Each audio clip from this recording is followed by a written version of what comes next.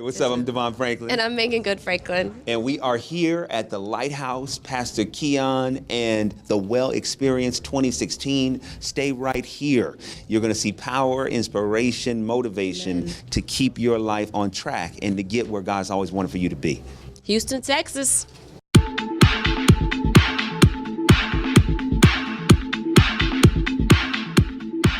Do we have to tell you that we're glad that you're here, or do you just kind of already know that?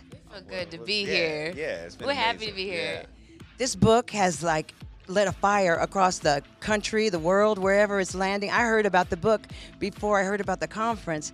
I don't need to ask you your motivation behind the book, because that's evident, but tell us what's coming from the book. What are you seeing happen in the lives of others as a result of the wait? We're seeing just relationships change. Yeah. We're seeing, this issue of dating, which is so painful. We're seeing people get healing over it. We're seeing people get their power back. And it's not just a book for women. We have seen men who have hit us up saying that they are waiting, and they're so thankful for the book because it's opened up their eyes and it's given them perspective. There was one guy who reached out to me via email and said that he was in a relationship. The girl that he was with wanted to wait. He didn't want to wait. And he said that seeing the book and seeing our interviews about the book changed his heart, because here he had a woman that wanted to do right and he wasn't honoring that. And what man would not want a woman in his life to want to do right and to not help them do right? So those are just a few examples of how the book is changing lives.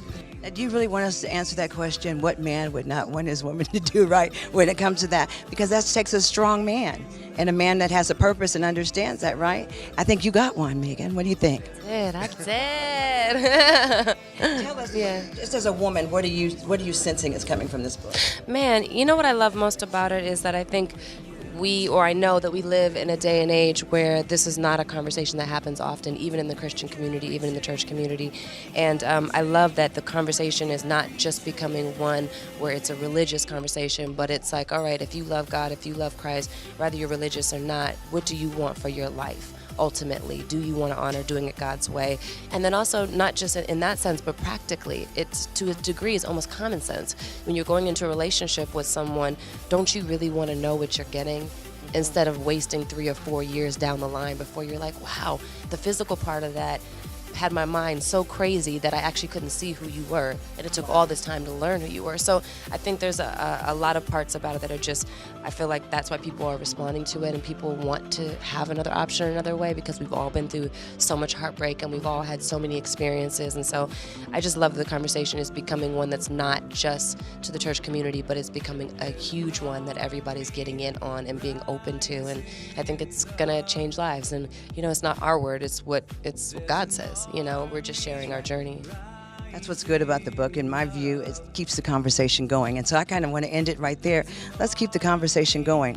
We're here at the Lighthouse. This is 50 Shades of Single. We'll see you in just a little bit. To break every chain, break every chain, break every chain. To break every chain, break every chain, break every chain.